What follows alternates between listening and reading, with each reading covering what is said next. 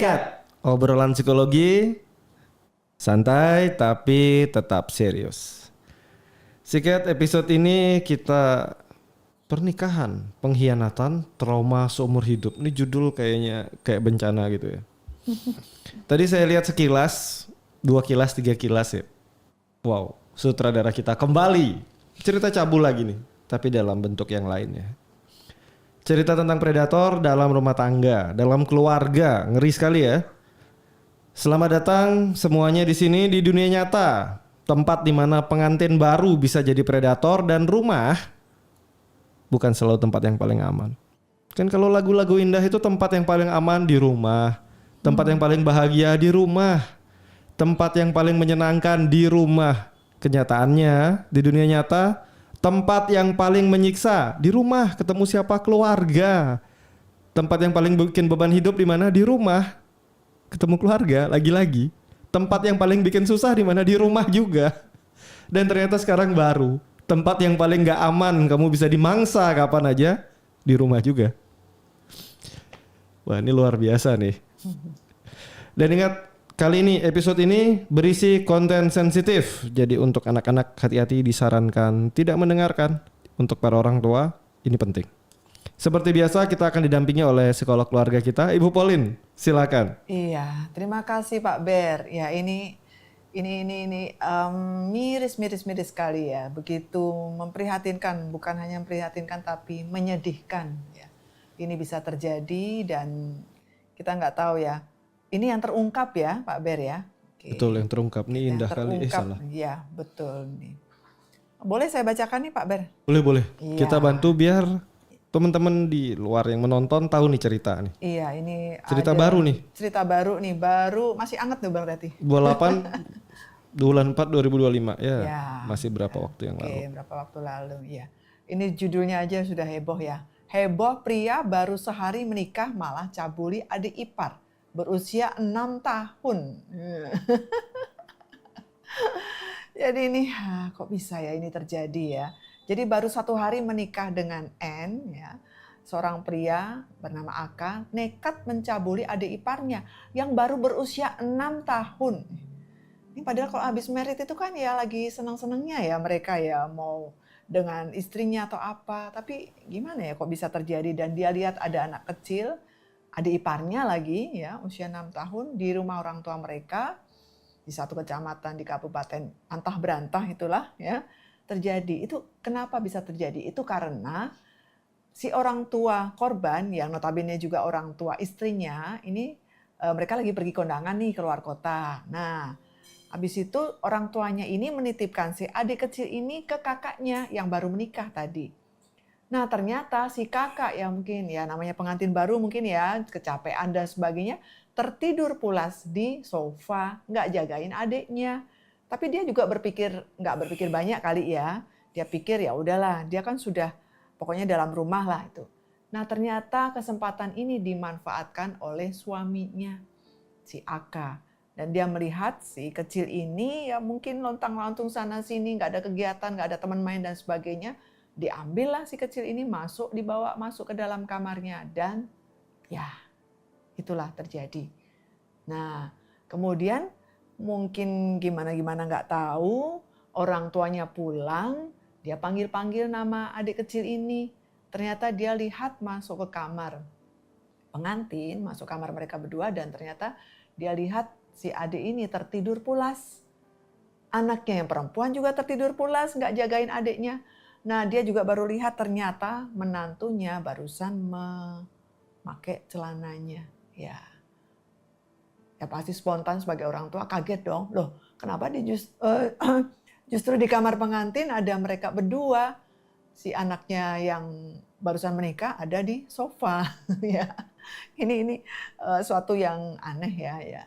Lalu dia menanyakan itu pada menantunya dan dia jawab nggak ada apa mungkin ya. Tetapi besoknya waktu si ibu ini memandikan anaknya yang kecil, nah anak ini baru merasa ada kesakitan di kelaminnya. Lalu menanyakan ini itu dan sebagainya. Nah, barulah ditanyakan kepada pelaku apa yang sudah dilakukan. Tetapi ya si pelaku ini juga nggak kurang akal ya. Dia sudah keburu pergi, melarikan diri. Nggak tanggung jawab ini Pak Ber ya. Nah, gitu ya. Itu yang terjadi nih. Luar biasa ya. Luar biasa banget. Baru semalam nikah, semangat malam pertama pindah ke adik ipar. Hormon bukan Bu? Ya ini kayaknya penyimpangan. Gangguan jiwa ya. Gangguan jiwa. Kita nggak bisa toleransi hormon di awal, kita udah. Betul. Kita lihat sudut pandang psikologi ya. Dari awal ini sudah jelas bukan tentang hormon tapi sakit jiwa. Ya. Betul. Berarti kita akan bahas cerita sakit jiwa nih, karena kita bahas sudut pandang psikologinya ya. Ya. Ini impuls seksual yang nggak bisa ditahan, kelainan atau gangguan kepribadian Bu kira-kira? Kayaknya lebih ke kelainan ya. Kelainan seksual ya. Lebih ke penyimpangan ya. Mungkin kalau memang di situ dia bisa melakukan dengan orang dewasa dan anak-anak, ya kita juga nggak tahu ya motifnya yang prioritas dia kemana. Kalau dia memang arahnya lebih pada anak-anak, menyukai anak-anak, lebih pada pedofilia, gitu. Jadi pedofil ini cerita sama anak-anak gitu ya? Iya, melakukan kegiatan pelecehan seksual kepada anak-anak. Ini berarti dia nggak bisa tahan gitu ya pedofilia? Apa dia lihat anak dia nafsunya naik gitu? Atau mungkin begitu lihat anak udah nggak bisa tahan langsung eksekusi gitu? Ya bisa jadi kalau memang lebih banyak ke lihat anak dia nggak tahan itu arahnya ke pedofilia. Tetapi di sini dia juga kan bisa berhubungan juga dengan orang dewasa yang notabene adalah istrinya. Apa arahnya mungkin ke hiper ya Pak ya? Kita lihat ya, kalau dia pedofilia dan plus hiper, Ya. ada potensi sudah banyak korban-korban berjatuhan loh sebelumnya. Betul. Ini kan dia baru korban pertama nih. Dan pedofilnya kalau kita bilang kan dia keinginan nafsu itu ada. Dan ditambah kalau dia hiper, dia pasti kepingin terus. Betul. Mungkin nggak Bu? Ini ada motif psikologinya, dia dendam sama si pasangannya. Jadi ada kesempatan dia lampiasin ke adiknya. Mungkin nggak seperti itu? Ya, mungkin itu terjadi. Dan ini barangkali bukan yang pertama nih. Karena yang pertama terungkap kan. Oke. Yang pertama terungkap. Yang kita nggak tahu berarti harus kita lihat flashback sejarahnya bagaimana. Dan ini perlu ada pendampingan psikologis untuk tahu apakah yang sudah terjadi sebelum dia menikah dengan N ini. Jadi kalau dia memang pedofil, kita harus cek ya. Berarti Betul. ke belakang dia punya histori atau tidak. Dorongannya itu seperti apa. Ya. Tapi kalau dia dari tidak bisa menahan dirinya, dia masuk ke hiperseksual ya berarti ya. Iya. Dan ini komplit ya, dia pedo iya, hiperseksual iya. Betul. Luar biasa. Motif Lengkap. dendam mungkin ada nggak Bu? Mungkin ya gini, saat mereka pacaran sebelum menikah mungkin pernah direndahkan, mungkin verbal, mungkin kata-kata, wah lu Edi lu Ya. salah. Akhirnya aku buktikan namanya- nih aku namanya kuat bukan gitu. Edi. Aku buktikan nih aku kuat, tapi karena ternyata nggak kuat-kuat amat gitu, ya yang dia Ya, itu memang Solimi yang kecil, kenapa ya? Biar membuktikan dia dominasi, itu mungkin nggak Bu? betul bisa mungkin itu terjadi. Jadi kita memang harus mengulik semuanya sampai tuntas, sampai detail. Kenapa dia bisa melakukan ini? Apakah hanya kepada si korban anak kecil ini saja yang terjadi? Motifnya barangkali kayak dendam atau motif-motif kejahatan yang lain, atau memang dia lakukan kepada banyak anak atau banyak juga orang dewasa lainnya. Nah ini kan perlu penelitian, perlu pendampingan, perlu dari psikolognya ada pendampingan untuk mengetahui secara lebih jelas, lebih detail. Oke, kita tadi dapat beberapa motif ya. Untuk yang motifnya dendam, hati-hati ya para istri. Kalau kalian merendahkan mungkin lelaki kalian, hati-hati. Hal-hal seperti ini bisa terjadi ya untuk sebuah Iya. pembalasan ya. Betul. Kita masuk ke topik menarik nih sudut pandang psikologinya. Tadi ada hiperseks, ada pedofilia. Boleh dibantu nggak Bu? Hiperseks ini seperti apa sih gejalanya sebenarnya? Kan kita kalau dengar kata hiperseks itu yang kebayang pertama kan seksnya hiper gitu, besar gitu, banyak gitu. Ini bisa di laki-laki dan perempuan atau hanya salah satu gender aja? Bisa keduanya. Bisa keduanya. Bisa Penyebabnya keduanya. biasanya apa nih Bu? Kalau hiperseks nih, kita bahas psikologinya nih. Penyebabnya ini kadang-kadang salah satunya mungkin merasa tidak diakui bahwa dia itu gentle. Dia bisa melakukan ya sesuai keinginan pasangannya. Nah rata-rata dia itu bisa melakukan minimal 2 kali hubungan dalam 1 hari. 2 kali masuk hiperseks. Wah, Ya, banyak nih pelaku ya. hiperseks. Minimal. Minimal. Minimal. Maksimalnya Minimal 2 bebas? kali. Maksimalnya bebas. Jadi Pak seperti Saudara itu. gimana nih? Masuk nggak nih Pak? No comment. No comment. Saudara kasih mic asik nih. Cerita konten sehari-hari nanti jadinya. Ya, seperti itu biasanya. Jadi memang minimal 2 kali sehari dengan pasangannya. Nah kalau dia hiper mendapatkan pasangan yang hipo, ya dia akan mencari yang lain. Karena ini kan nggak bisa dibendung ya. Nggak bisa dibendung dan ini bukan genetik. Ini bukan genetik ya. Hiper itu bisa disebabkan oleh faktor. Hipernya bukan genetik, Hipernya tetapi bukan genetik, kelakuan hiper bisa disebabkan oleh sebuah genetik. Ada beberapa gen yang kalau dikumpulkan, contoh kayak dia gangguan emosional disorder, kayak bipolar itu bisa lari ke, yang saya tahu bisa lari ke hiper. Ya. Dia punya fase hiper dan fase hipo kan. Waktu fase hiponya dia mungkin menolak seksual, hipernya dia mencari hubungan seksual. Dan biasanya mereka nggak sadar kalau mereka bipolar. Betul, betul. Banyak nggak bisa sadar. Kita kembali nih, berarti hiper ini minimal 2 kali ya? 2 kali. Bisa lebih. Ciri-ciri lain ada nggak Bu? Sutradara kita senyum-senyum nih, topiknya suka dia.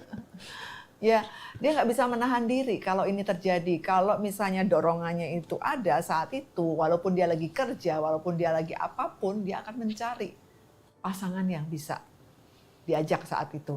Gitu. Berarti kalau pakai sex toys gitu boleh ya Bu? Ya? Pakai sex toys gitu lebih aman nggak ya? Bawa kemana-mana.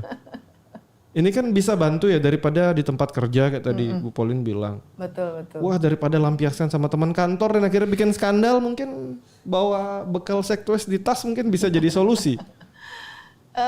Sepertinya nggak bisa ya, karena kan bukannya saya tahu itu ya, tapi paling tidak mereka tuh butuh timbal balik dari pasangannya, dari orang yang kalau dia bisa dapatnya yang sama-sama hiper, nah ini klop dah. Kan mereka nggak hanya butuh, mereka tidak terlalu butuh emosional ini Bu. Yang penting hasrat keluar. Ya. Berarti alternatif pakai sex toys mungkin masih bisa nggak nih Bu? Buat bantu-bantu daripada teman kantor diajak bikin skandal.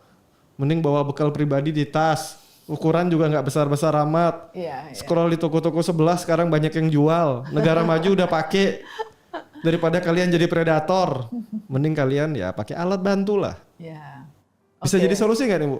Mungkin salah satu ya, sekian persen bisa jadi solusi. Tetapi mereka itu nggak mau tahu. Dia itu pasangannya yang seperti apa, ya dia membutuhkan pasangan yang bisa, apa ya, bisa itu tadi, bisa mengimbangi dia. Gitu. Jadi kalau hanya alat ya, kalau kepepet-pepetnya nggak ada orang sama sekali, nah mungkin dia Bisa akan jadi emergency lah emergency maksudnya. seperti itu. Daripada Tetapi ini adik ipar loh. betul. Dia sudah nggak melihat lagi itu anak kecil atau mungkin juga yang di atas umurnya atau apapun itu. Yang penting dia dapat pelampiasan. Dia dapat orang yang bisa diajak sama-sama. Berhubungan seperti itu ya. Ya, Berarti kalau hiper ini udah kaitan juga sama hormon kuat ya. ya mestinya begitu ya. Jadi untuk teman-teman yang hiper mungkin solusi ya emergency P3K bawa kotak makan sendiri loh salah. Scroll toko sebelah banyak sekarang variasinya itu kalau kita lihat ada yang bisa menu A, mode B, mode O banyak. Malah diinfo. Banyak. Malah diinfo. Iya, daripada miris juga nih saya lihat berita ya umur 6 betul, tahun. Kan kasihan ya itu kalian daripada kalian ambil masa depan orang mending pay letter lah di sebelah. Tidak merusak masa depan orang, dibayar tuntas, tidak terkait sama orang lain. Karena bahaya sekali ya. Dorongan mereka yang hiperseks ini ya, apalagi yang punya genetik seperti tadi ya. Bipolar larinya ke hiper atau ke hipo ya. Ya. Kalau kalian nggak punya pasangan yang paham ya, apalagi kadang kaliannya sendiri nggak paham. Mereka yang menderita ini kalau jadi genetik kadang nggak tahu kalau dirinya ternyata punya bipolar dan terlampiaskan lewat hiper dan hiposeks. Ya. Merasa nggak nyaman berhubungan badan, jaga jarak sama pasangan terus, akhirnya pasangannya stressing tuh. Lu udah menikah lama gitu. Akhirnya pasangannya cari alternatif. Saat pasangannya cari alternatif, marah. Boleh nggak sih Bu cari alternatif kalau pasangan kita kayak gini? Ya itu harus dibicarakan sih sebetulnya. Kalau kita sudah terikat perkawinan resmi, ya baiknya dengan pasangan gitu ya. Kalau pasangannya yang seperti tadi bipolar, genetik, hipo, Ya itu yang susah. apakah Gimana? pasangannya perlu ikut menjadi gangguan? Kan banyak nih orang normal, betul. tinggal bersama orang gangguan, Ya. menyesuaikan, nggak mau berkhianat, akhirnya jadi gangguan jiwa juga banyak. Ya, betul. Akhirnya ketransfer terganggu juga kejiwaannya. Saat dia sudah mulai menerima, oh ya pasangan tuh begini tak terima. Tapi di sisi yang lain dia lagi ngerusak habitnya dia sendiri sebagai seorang manusia normal. Ini gimana nih Bu psikologinya? Ya, memang gampang-gampang susah ya, nggak bisa ditebak. Jadi kebanyakan orang yang kalau menganut kesepakatan keyakinan zaman dulu, kita kan orang setelah menikah baru kita boleh berhubungan gitu kan. Nah, kadang-kadang orang nggak tahu terjebaknya di sini. Ternyata salah satu pasangannya adalah hiper. Nah, ini yang nggak bisa ditolerir ya. Tetapi kalau semakin lama bertahun-tahun dia tahu bahwa pasangannya punya gangguan di bagian seksual, ya mungkin bisa dibicarakan dan mengimbangi. Paling tidak pada saat salah satu yang hiper tadi punya keinginan hasrat seperti itu, ya mencoba untuk melayani. Tetapi di sisi lain, bila tidak bisa, gimana caranya? Mungkin ikut bantu cari alat tadi ya, misalnya. Kan solusinya ada 2 tadi Bu, call a friend atau buy a tool gitu ya. 50-50. Cari teman buat bantu nguasin atau beli alat bantu gitu ya. Ya zaman sekarang bisa terjadi itu. Ya kalau merasa ya yang penting aku tahu orangnya, misalnya gitu kan. Mendingan aku kenal orang yang menjadi pasangan pelampiasan. Wah gawat nih. Ya kita mencoba memahami kondisi relasi orang zaman sekarang ya. Itu.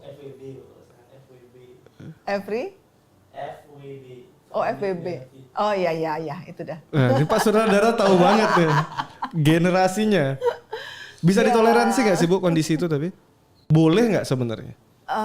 Toleransi agak susah ya kayaknya karena mereka kalau sudah dorongan itu muncul, mungkin hasratnya saat itu harus terlampiaskan. Berarti kan kalau kondisi seperti itu akhirnya terjadi kasus punya skandal hubungan lain. Iya. Ini suatu hal yang bisa ditoleransi nggak atau sebenarnya ini nggak benar gitu? Ya nggak benar sebetulnya. Tapi dorongan tadi bisa dilawan nggak? Nah itu untuk beberapa orang Diikat gitu, dipasung mungkin. akhirnya harus diikat. Mungkin operasi vasektomi. Salah satu. Sama aja itu tetap bisa tegak, betul. cuma nggak bisa membuahi aja. Ya.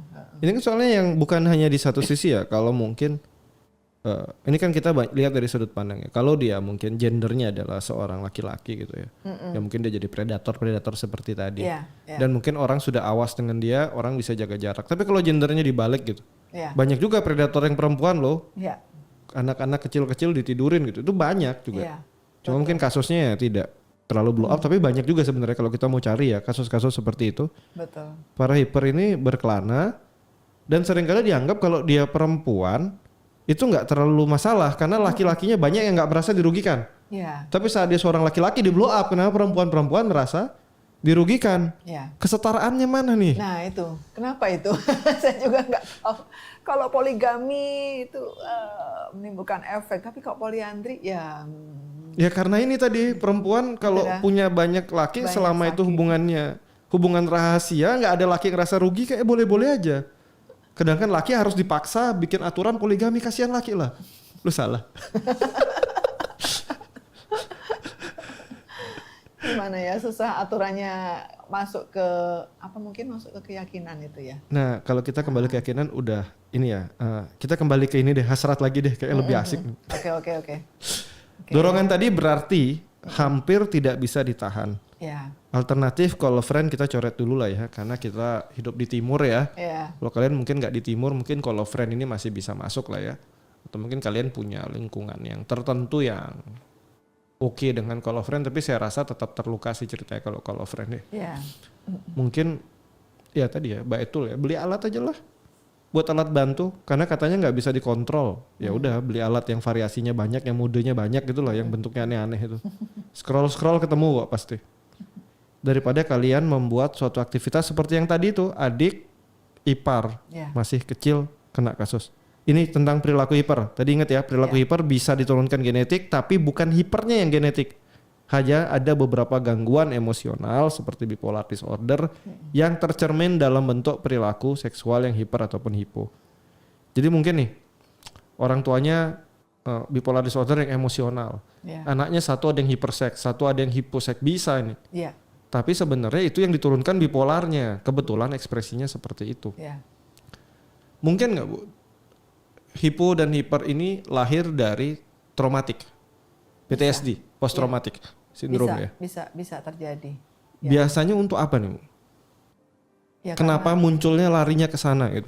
Ya, karena ketidakharmonisan keluarga mungkin, atau ada yang dominan, lalu mungkin ada ya komunikasi yang toksik dan segala macam, peran orang tua tidak jelas, bisa jadi juga gitu. Nah, itu akhirnya melahirkan anak-anak yang kurang percaya diri, bisa lalu mencari pelampiasan yang lain atau butuh validasi ya pengakuan. Ya, jadi mereka bisa dengan sendirinya mencari pelarian yang menurut mereka nyaman. Oke. Jadi mereka melakukan tindakan seks ini sebagai sebuah pelarian mungkin ya untuk meredakan stres, perasaan nggak nyaman, depresi, larinya ke seksual. Ya. Ini sebabnya hiburan-hiburan seks mau ditutup, diapain, dilegalkan, ada aja peminatnya. Udah dari zaman purba tuh pasar selalu ada. Untung di kalangan dunia hewan nggak ada. Gak mengenal itu ya. Kita nggak kenal jual beli. Kita tinggal pilih di sini. Iya. Kan kita kembali ya tadi. Jadi Kembali ini ke bisa jadi kasus pelampiasan dan bisa disebabkan karena traumatik ya. Ya. Ini kita agak melenceng dikit nih. Oke. Masa kecil pernah ngalamin pelecehan, di masa dewasa balas dendam dengan melecehkan. Melecehkan, ya. Tapi sering juga Bu, masa kecil korban pelecehan, masa dewasa minta dilecehkan terus, ini gimana ceritanya nih? Ya itu kalau dia dalam bawah sadarnya masih ada konsep itu. Berarti yang traumanya itu tidak ada tidak ada pergerakan untuk ke arah melukai. Dia ya merasa nyaman dengan dilukai terus.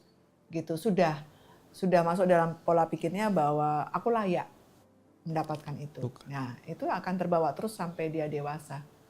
Bahwa dia akan menjadi korban dan korban seterusnya. Saya banyak cukup dapat kasus begini ya. Masa kecil ngalamin sebuah pelecehan ya.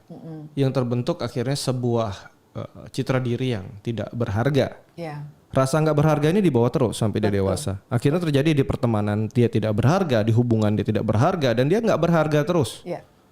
Ini kalau dibiarkan gitu bahaya nggak Bu? Bahaya. Harus diselesaikan berarti? Betul. Segera harus hubungi Ibu diputus. Pauline berarti? Ya. Segera hubungi Ibu Pauline. Bisa diselesaikan? Bisa nggak Bu diselesaikan? Ketik rekspasi. Bisa nggak tapi yang begini-begini diberesin gitu? Perlu kerjasama yang luar biasa ya, perlu effort juga karena perlu kejujuran dan segala macam. Karena kalau tidak ya percuma, karena harus ada dukungan yang penuh dari keluarga dan terapis. Tapi masih ada solusi ya untuk orang-orang ini. Ya, mestinya ada paling tidak ada sekian persen lah. Kita juga punya keyakinan untuk jadi sembuh, jadi lebih baik karena ya pada dasarnya menginginkan keluarga yang baik-baik juga kan nantinya, dan mungkin dia juga tidak ingin punya anak-anak yang perilakunya sama dengan dia. Oke, ini saya punya kasus-kasus agak masih seputar ini loh ya, seputar dunia ini. Suami istri punya adik, adiknya juga perempuan, dilecehkan oleh si suami tanpa diketahui, akhirnya hubungannya berlanjut jadi hubungan serius. Adiknya lama-lama awalnya dilecehkan, akhirnya nagih. Ini psikologinya gimana? Kan udah jelas salah tuh di awal. Lakinya hiper nih, sama istri nggak puas, adik istri juga. Akhirnya malah mereka punya ikatan kuat, dan akhirnya malah menikah sama si adik dan istrinya dicerai. Ini gimana ceritanya? Secara psikologinya? Ya berarti di sini transaksinya, ibaratnya tidak hanya cinta secara fisik. Bukan cinta ya kalau itu, nafsu secara fisik lah. Tetapi juga ada perasaan yang muncul di situ. Yang mungkin dirawat, dipelihara oleh keduanya. Jadi memang ada kesengajaan. Oh, ternyata di situ setelah dilecehkan, lalu mulai ada perhatian, lalu mulai ada sapaan-sapaan, dan terjadi hal-hal yang membuat senang ya untuk yang dilecehkan itu tadi. Sehingga ini yang menimbulkan ada perasaan saling mencintai dan pada akhirnya ya itu. Kan banyak nih juga kisah yang mirip-mirip Bu. Korban penculikan akhirnya malah jatuh cinta sama penculiknya. Ini kan ceritanya agak mirip, jadi ketergantungan emosi itu loh. Ya. Sama si pelaku dan si korban. Akhirnya kebencian itu berubah jadi sebuah ikatan. Ini psikologinya gimana nih Bu? Ya, saya kurang tahu juga ya. Tetapi kok ini bisa terjadi? Barangkali si penculik itu ya Pak, pada akhirnya kalau menculik kan pastinya sudah ada target ya. Akan menculik seseorang. Para psikopat itu kan suka culik-culik gitu. Ya, artinya dia sudah punya target dan mungkin nggak sembarang culik ya, mungkin gitu. Nah, dengan target tertentu itu dia sudah tahu siapa yang akan diculik dan sebagainya. Nah, barangkali target penculik ini sudah tercapai karena memang dia menargetkan seseorang yang akan diculik yang akan dijadikan, bisa jadi akan dijadikan pendampingnya, pasangan dan sebagainya. Dan dia akan membentuk suasana kondisi apapun sehingga si korban tadi akhirnya bisa ya berserah padanya, pada penculiknya. Iya, ini saya coba analisa ya beberapa konsep ini ya. Penculik dan korban, penganiaya dan korban. Jadi sering sekali di korban-korban ini yang emosinya terguncang gitu ya. Mereka mengalami yang disebut dengan afeksi atau bias emosi ya. Mereka nggak bisa bedain perasaan cinta atau benci sudah. Karena mereka secara jiwa goncang sekali mengalami pelecehan, mengalami penculikan, mengalami penganiayaan. Begitu si korban yang biasanya menyiksa dia, menyakiti dia, memberikan sedikit perhatian, itu perhatiannya terasa luar biasa besar. Betul. Dan akhirnya si korban ini merasa dicintai atau disayangi sama si korban. Betul, betul. Dan akhirnya si korban yang awalnya merasa dieksploitasi, merasa dibutuhkan sama si pelaku. Dan ini ikatan bondingnya jadi kuat. Iya, ya. Dan ini mesti hati-hati sekali. Ya. Jadi mesti hati-hati. Ini kan mirip-mirip toxic relationship itulah yang lagi banyak itu ya. Betul, betul. Yang satu berkorban apapun untuk cintaku, yang satu mendominasi apapun, super mengontrol semuanya. Akhirnya terjadi apa? Hubungan gak sehat. Satunya merasa gak nyaman, satunya merasa gak nyaman juga, tapi tetap bertahan. Ya. Dan kebetulan kalau itu pasti rata-rata background mereka juga ada sesuatu yang hilang. Jadi mungkin tadi kurang kasih sayang, kurang ada pengakuan, kurang perhatian. Nah, pada waktu dia diculik, dia menjadi korban, posisi dia menjadi korban kan dia akhirnya diperhatikan tadi ya. Diperhatikan oleh penculiknya, kebutuhannya dipenuhi selama penculikan itu dan sebagainya. Nah, perhatian sepenuhnya ini kan menjadi sesuatu yang luar biasa secara dia tidak mendapatkan itu di keluarganya. Bisa jadi gitu. Lalu akhirnya ya secara timbal balik dia akan memberikan juga apa yang dia punya, segalanya untuk penculiknya. Ini bisa masuk ya. Bonding yang begini bonding yang katanya cinta sejati itu kuat mana sih Bu sebenarnya?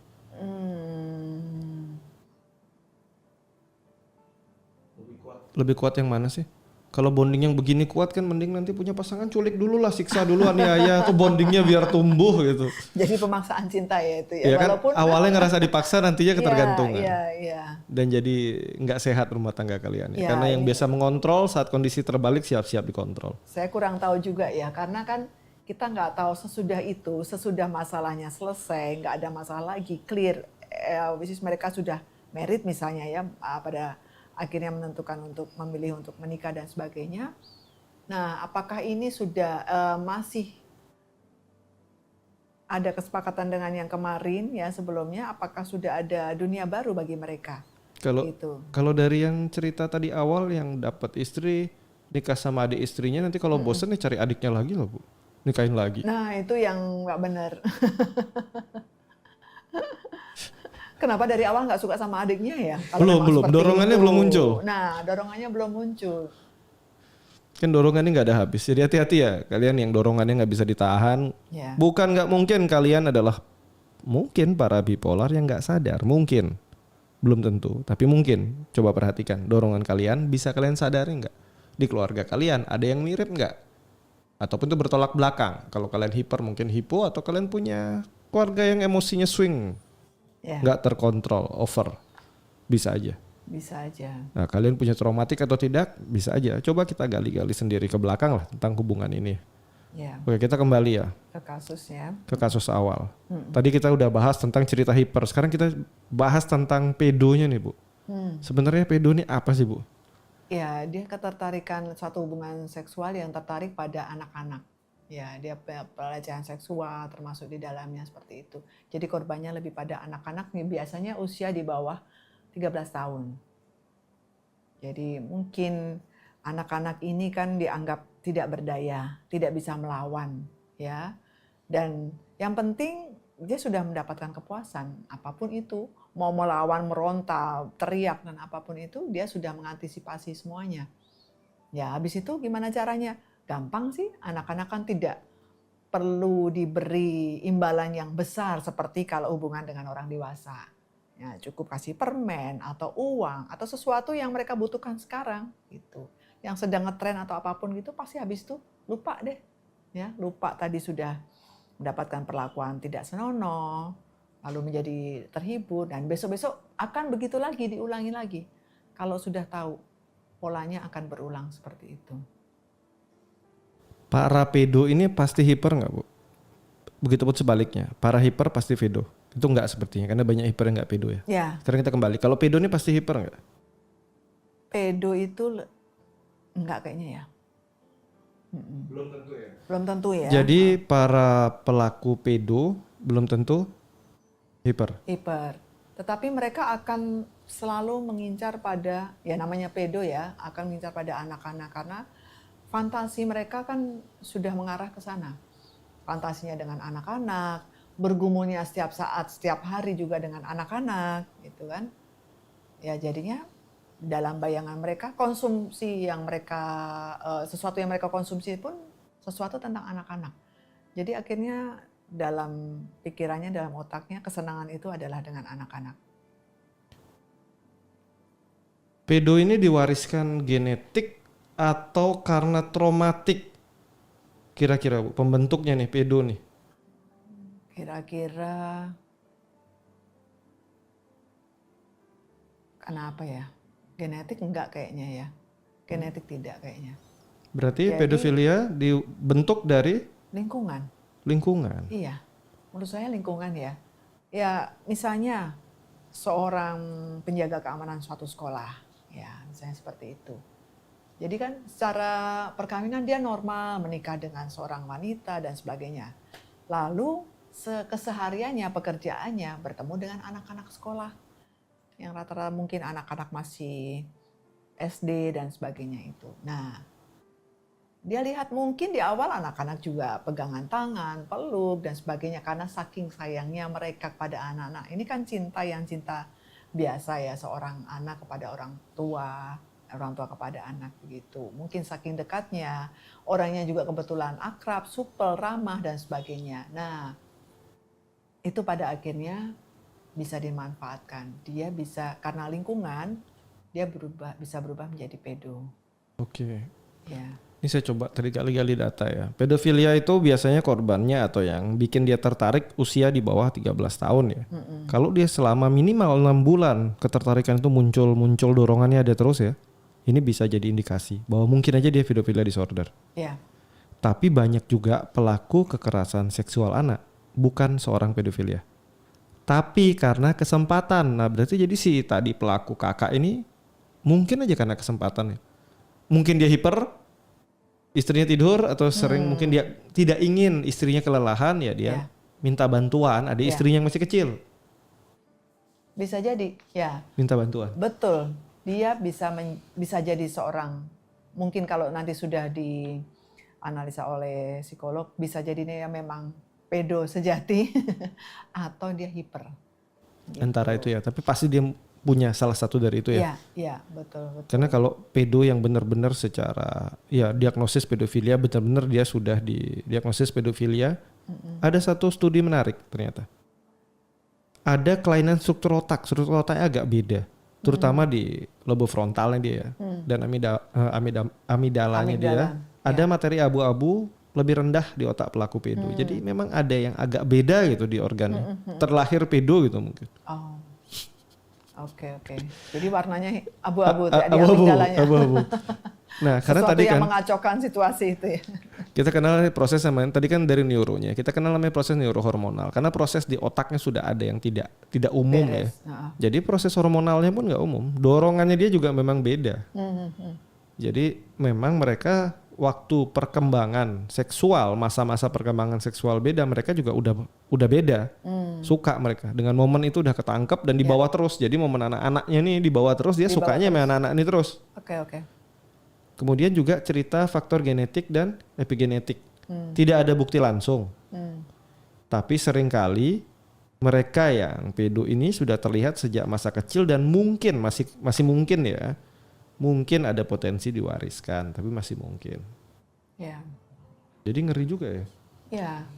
Kalau memang tercatat bahwa dari kecil dia memang sudah ada masalah dengan itu. Nah, secara dewasa mungkin dia memaksakan diri untuk berusaha mencintai seseorang yang dalam statusnya dia akan menikah nanti. Memaksakan diri berhubungan dengan orang dewasa. Seperti pada umumnya, seperti orang normal lainnya. Mungkin begitu. Sehingga itu setelah itu dia dapatkan, ya karena itu tadi mungkin dari kecil sudah ada, seperti tadi ada amigdala berwarna abu-abu dan seterusnya, dan itu akan muncul lagi. Mungkin gitu ya Pak Ber? Ya, dan mereka para pedo ini nggak terlalu nyaman sebenarnya hidup dengan orang dewasa ya. Karena mereka merasa dunia mereka nggak di sana. Iya. Tapi sama anak-anak. Jadi memang sebelum yang pedofilia murni memang pedofilia sudah diagnosis benar itu ya. Ya. Itu benar-benar dari kerangka berpikir pun sudah beda dengan orang normal. Dia nggak terlalu nyaman hidup dengan orang dewasa kan dia merasa dia nggak mau didominasi. Dorongan itu untuk menolak dominasi dewasa itu sudah muncul. Betul. Dunia mereka sama anak-anak yang ngerti mereka anak-anak, yang bisa mencintai mereka anak-anak, yang bisa diajak berhubungan juga anak-anak. Iya. Ini memang sudah terlihat. Iya. Tapi karena mereka juga otaknya berkembang, mereka bisa menutupi itu. Iya. Sampai dorongan ini di titik tidak bisa ditahan, terjadilah kasus-kasus. Ya, seperti kasus itu tadi kan. Jadi saat si Aka ini sudah menikah ya, status menikah sudah dapat nih. Kesempatannya dengan ada seorang. habis itu. Nah, ternyata di situ punya adik perempuan. Nah, ini nggak tahu sebetulnya. Berarti masuk juga nih si Aka ini bisa aja dia pedo juga. Betul. Oh, Jangan sampai yang kamu jadi luar biasa. tujuan motivasi di awal adalah si adik ini. Ya kan, karena tadi kalau memang dia pedo murni, Nah, lalu dia membuat pernikahan semula. tapi Mungkin si ya dengan- si tadi korban ini si adik ini perempuan juga nggak? Satu gender atau beda gender nih? Gender perempuan. Perempuan ya. Perempuan, ya, adik perempuan. Berarti bukan laki ya? Oke. Perempuan, ya. Jangan sampai itu malah jadi tujuan utamanya, kan kita nggak tahu juga. Nah, itu harus ada histori di sebelumnya ya. Gitu. Jadi dia hanya cari status aja menikah dengan N. Wah, ngeri juga nih ya.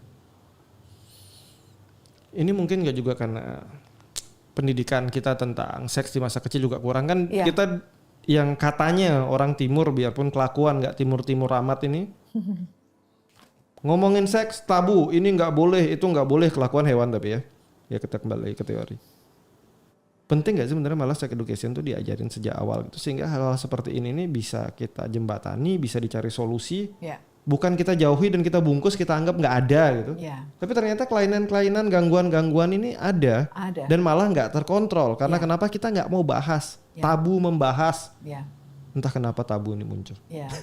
Setelah kejadian baru nyesel. Nyesel. Gitu. Karena tidak sedikit yang anak-anak ini menjadi korban sebetulnya. Ya, kalau mereka tidak diberi pengetahuan dasar tentang seksualitas, ya akan jadi korban seterusnya.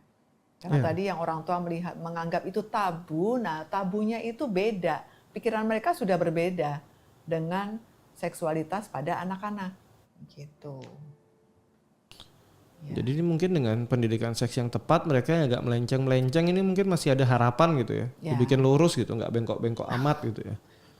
Daripada kamu belajar membengkokkan lebih bengkok lagi di usia tua atau belajar dengan tempat-tempat yang nggak tepat gitu, komunitas-komunitas miring yang tambah bikin kamu jadi miring, mending kamu konsultasi sama yang memang tepat.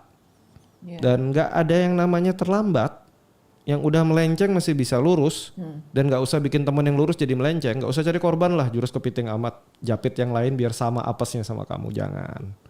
Untuk kamu yang memang udah melenceng, sadar kalau nggak bisa nyadarin diri, paling nggak kamu nggak makan korban ya. Ya. Ini buat para predator nih ya. Kalau kalian udah nggak benar ya kan, perbaiki diri. Kalau nggak sanggup, nggak usah merusak orang lain. Ya. Betul, Apapun betul. jenis predatornya ya. Betul. Dan ini Karena untuk kita nggak tadi- butuh predator ini, nggak butuh yang miring-miring lenceng, kita nggak butuh. Dunia nggak butuh. Apalagi dunia hewan nggak butuh. Dunia manusia mungkin saya kurang tahu, tapi dunia hewan kalian dibuang nggak butuh. Iya. Oke, kita kembali nih tempat dunia nyata lagi nih. Ya. Kita ke dunia nyata yang makin seperti dongeng ya. Malam pertama adik istri masih bocil habis. Gak tahu malam kedua mungkin bapak istri juga habis. Dampak psikologinya nih Bu sekarang kita masih Ya. lanjut nih. Sisi psikologi tadi kita udah lihat ya. Penyebab dorongannya laki-laki mohon maaf hyper atau pedo. Sekarang nih si korban umur 6 tahun masih belum ngerti apa-apa. Sudah Ya. kena dampak nggak atau cuma ngerasa sakit aja besok juga lupa gitu. Ya, awalnya dia tidak mengerti ya. Karena kan dianggap ya dia anak kecil, apalagi mungkin tinggal di satu tempat yang agak pelosok gitu ya. Tetapi pengetahuan ini kan tidak ada. Sama sekali terlihat di sini bahwa dia tidak mengerti apa yang sudah terjadi pada dirinya. Nah, dan akhirnya dia juga tertidur pulas ya. Ya, nggak tahu setelah itu. Tapi ini kan setelah itu baru orang tuanya yang menyadari sebetulnya. Ya, si anak ini kan nggak ngerti. Dia hanya pada saat mandi, dia dimandikan dan sakit pada kemaluannya. Baru orang tuanya yang sadar bahwa ini ada yang tidak beres gitu. Tapi untuk memberi pengertian ini juga tidak mudah ya kepada anak yang sudah mengalami terjadi sesuatu pada dirinya. Ini perlu waktu juga gitu. Karena kan pasti ada trauma ya yang terjadi setelah ini dan mungkin dia juga menjadi takut terhadap seseorang atau orang laki-laki yang ada yang bertemu dengan dia, siapapun itu. Jadi gini nih, kita kembali, kita bayangkan ya, kita ini ya agak berhayal-hayal dikit gitu ya Bu ya. Oke. Anak ini si korban cerita ini ditutup. Dia tidak pernah tahu apa yang terjadi pada dia, tidak pernah diberi penjelasan. Dia bakal trauma nggak? Atau baik-baik aja malah? Kalau dia tidak tahu, dia baik-baik aja kali. Dan dia merasa, oh ya sakit. Tapi mungkin sakit. Nah, keluhan sakitnya ini akan terus-menerus. Pasti yang pertama diceritakan adalah kepada orang tuanya. Dia hanya mengalami sakit di fisik aja, awalnya kan gitu. Gitu. Traumanya adalah trauma pada sakit fisiknya. Berarti kalau di masa dewasa tidak ada yang pernah memberi dia pengertian tanpa edukasi, jauh lebih baik atau dia lebih baik diedukasi. Kalau diedukasi kan dia jadi pasti tahu nih, wah masa kecil aku pernah nih diginiin nih. Ya. Dia malah jadi tahu, oh aku korban pelecehan, aku nggak berharga. Ini kalau dia tahu. Tapi kalau dia nggak pernah tahu selamanya, ya baik-baik aja. Lebih mending mana nih Bu? Kan kalau kita kasih dia pendidikan seks, nanti dia akan paham bahwa dia pernah jadi korban. Ya. Bukannya jadi bumerang ya nanti jadi pendidikan Enggak. seks nih. Menurut saya tetap diberikan pendidikan seksualitas, diberitahu, lalu kalau dia memang sadar bahwa dia adalah seorang yang menjadi korban, lalu kita beri motivasi agar menjadi lebih kuat dan tidak terjadi pada yang lain gitu. Karena bisa jadi kalau semakin kita tidak memberitahu pada dirinya, itu bisa terjadi pada anak-anaknya nanti misalnya kalau dia tidak diberi penjelasan secara basic gitu. Ini berarti penting sekali ya, ingat ya kalau kalian mungkin kenal baik dengan orang atau mungkin tahulah mereka yang jadi korban, segera arahkan pada profesional. Kenapa? Karena kalau tidak ditangani bukan berarti hal itu tidak pernah terjadi. Manusia belajar makin remaja, dewasa lah nanti. Kalau dia nggak tahu dan tiba-tiba tahu dari lingkungan kan kita nggak bisa bendung ya. Ya. Yang terjadi apa? Trust issue bisa, body shaming bisa, rasa nggak berharga bisa, nyalahin diri sendiri bisa. Padahal dia korban tapi dia ngerasa diri dia salah terus. Betul. Ini bisa dan ini bisa berdampak sangat buruk sama perkembangan psikologi. Iya, betul. Jadi untuk kamu di luar sana yang masih ngomong nanti dia juga lupa sendiri, ya kita bantu doa lah kamu segera ketemu psikolog. Kamu mungkin sakit jiwa juga ya. Iya. Berarti ini si korban biarpun dia masih kecil sebaiknya sejak dini didampingi malah ya Ibu ya. Betul, betul. Karena kita memberikan pendampingan pendidikan seksualitas itu bukan seperti bayangan orang tua. Nah, kadang-kadang seperti itu yang dibayangkan.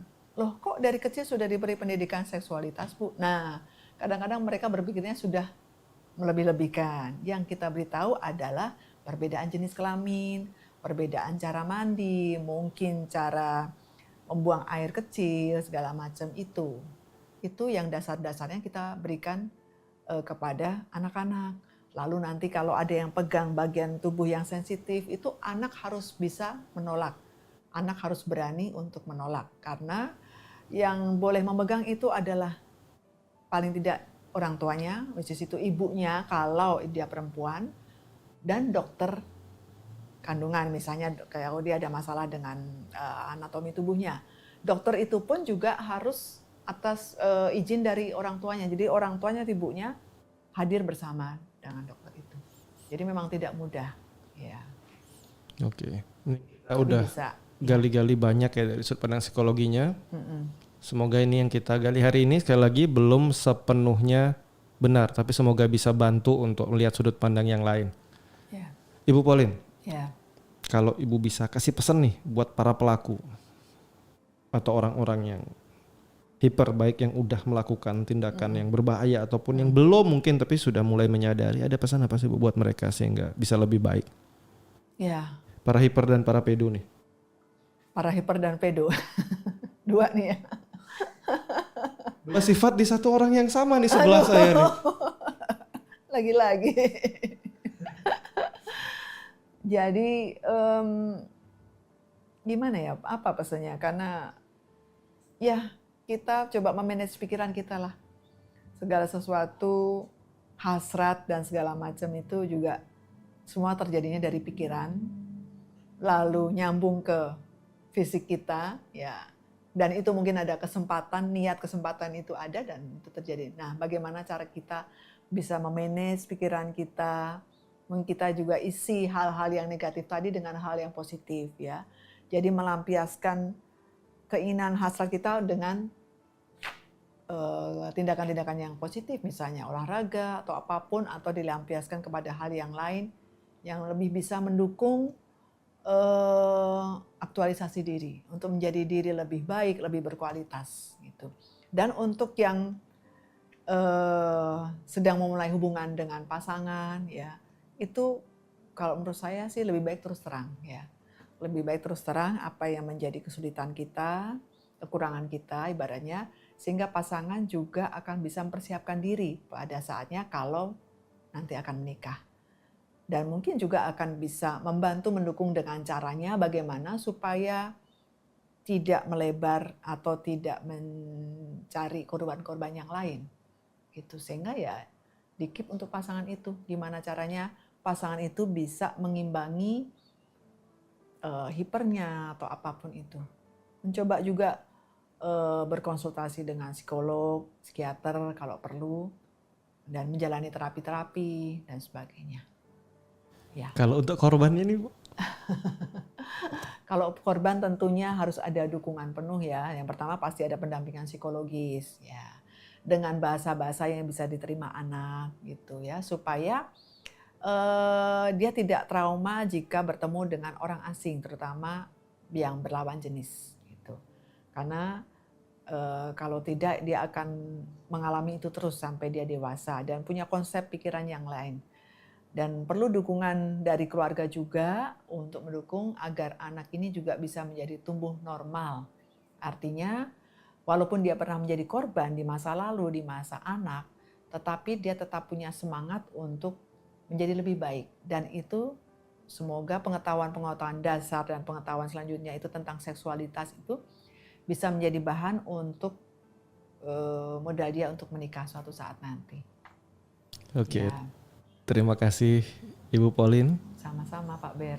Untuk kamu yang dengar podcast ini dan masih mikir ya, masa iya sih dunia luar separah ini? Ya kalian harus bersyukur ya. Karena nggak semua orang seberuntung kalian. Karena realitasnya hal-hal seperti ini, cerita-cerita seperti ini terjadi di sekeliling kalian. Untuk kamu yang pernah atau menjadi korban saat ini, Ingat, ini bukan salah kamu, ini bukan aib kamu. Ini adalah sebuah luka. Luka yang bisa sembuh seiring waktu dan dengan bantuan yang tepat. Ingat, dengan bantuan yang tepat. Waktu tidak bisa menyembuhkan tanpa bantuan yang tepat. Dan jangan dianggap tidak ada. Selesaikan. Sekian episode ini kesukaan sutradara saya. Oh ternyata sutradaranya suka yang gini-gini ya. Agak lain sih. Agak sekarang. lain. Seperti biasa topik ini yang menarik ya. Sebelum kita mulai saya mau perkenalin dulu lah. Sebelum kita mulai perkenalan dulu deh. Kita akan ditemani oleh, silahkan. Oke, nama saya Natsu. Dan Bona. Oke, kita akan ditemani oleh sahabat-sahabat kita yang dari dunia psikologi ya. Jadi nanti kita akan bedah cerita ini dari sudut pandang psikologinya. Sebelum mulai saya mau tanya lagi nih sama Natsu dulu. Natsu, buah paling enak buah apa? Buah apel. Enggak. Itu Wow. aduh. Kayaknya aku paham nih kemana pembicaraannya. Wow. Oh gitu. Oh ke sana. Oke. Aku langsung nih bahaya nih. Oke. Mana perempuan sendiri nih di sini ya. Wow.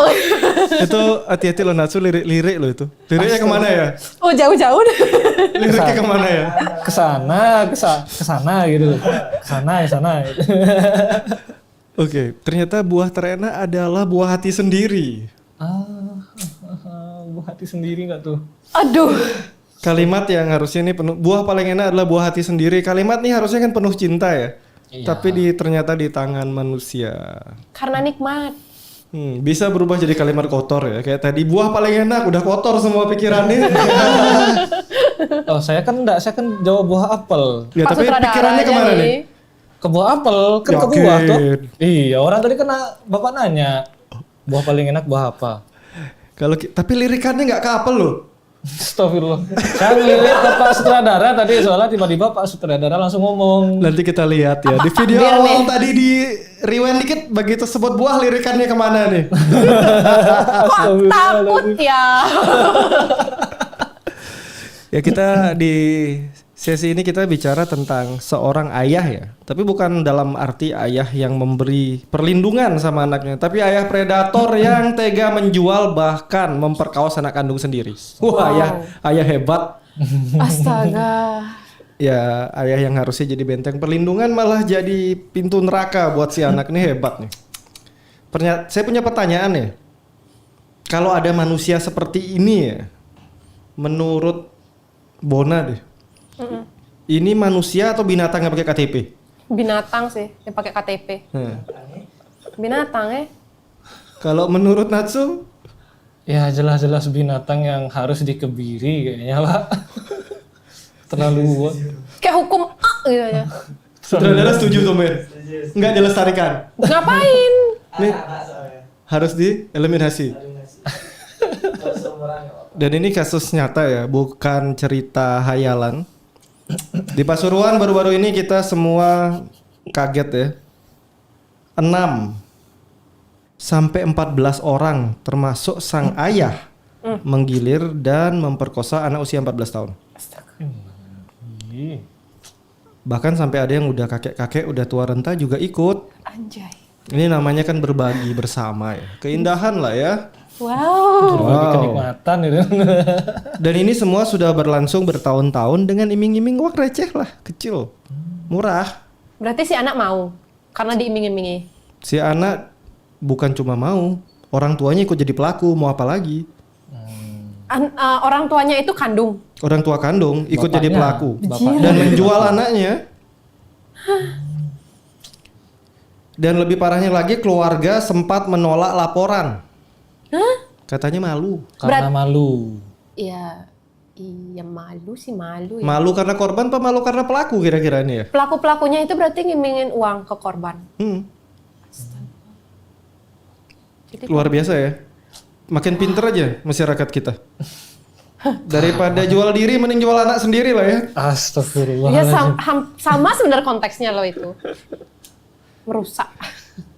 Ini saya lihat cerita ini bingung-bingung gimana gitu. Miris ya saya dengar ya. Miris banget loh. Sumpah. Kalau si ayah bilang motif ekonomi bisa diterima nggak? Tidak, si ayah kan masih sehat otomatis. Dan harusnya bertanggung jawab kerja keluar. Mungkin si ayah nggak mau kerja. Dia malas kerja. Bisa jadi anaknya yang jadi korban. apa anaknya ini berarti udah puber ya berarti ya? 14 tahun. 14 Udah. rata-rata Baru sudah puber pasti. lah. Dan mungkin nggak anaknya ini Ingin bantu keluarga. bukan. Bukan. Bodinya bagus. Ada ya? Kita harus cari pemicunya dulu. Apakah bodinya bagus? Apakah sering pakai baju seksi di rumah? Enggak, masalahnya sebagus-bagusnya body enggak mungkin si anak ini si bapak sampai nafsu gitu loh. Ya bapaknya kalau punya kelainan. Kemanusiaannya sudah nggak ada itu. Bapaknya punya kelainan sih. Bapaknya punya kelainan.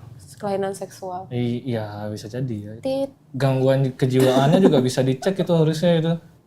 Pasti. Tapi ini sampai digilir beramai-ramai gimana? Bertahun-tahun lagi. Iya. Masih kecil lagi.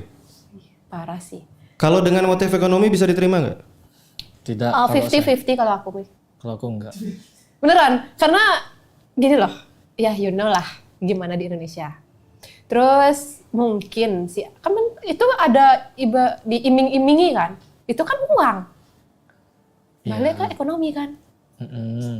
Selain pemuas nafsu, dapat uang. Berarti bisa dapat semua ya? Iya. Bisa diterima ya? Bisa nggak? Kalau saya enggak, sumpah enggak. Tapi banyak loh seberapa sering. Oke, nah ini kita bicara tentang anak kecil ini udah jelas melanggar hukum yang sangat parah ya, apalagi dijual.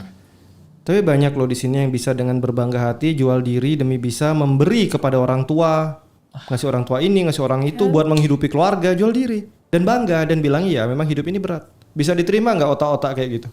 Sebenarnya nggak. Kalau saya bisa-bisa aja ya, itu tergantung gininya dia. Toh juga kalau memang mereka Mau. kita kasih tahu pun percuma, kita bilangin juga percuma toh. Dia Kalau nggak yang bakal- seperti itu dia disebut anak yang berhasil nggak di rumah? Enggak. Secara Orang tuanya bisa makan enak, tidur enak, bisa jalan-jalan, bisa punya rumah bahkan. Tapi anaknya jual diri, bisa diterima Secara nggak? ekonomi iya dibilang berhasil, tapi kan kalau secara pekerjaan itu tidak pantas. secara moral tidak Nah ya, pantas. secara moral itu tidak baik, tidak pantas. Berarti bisa diterima nggak? Enggak. 50-50 dong tadi ya Pak. Jangan-jangan dia udah ada rencana mau jualan diri nih. Enggak lah. Astagfirullah. Lelaki zaman sekarang ya? Ya Allah, enggak. Saya enggak mau. Yang minat bisa DM. Enggak usah ngain-ngain. Sini ya. Dijual. Enggak usah. Ya, tante-tante yang mau daftar. Oh kan ternyata. Ternyata.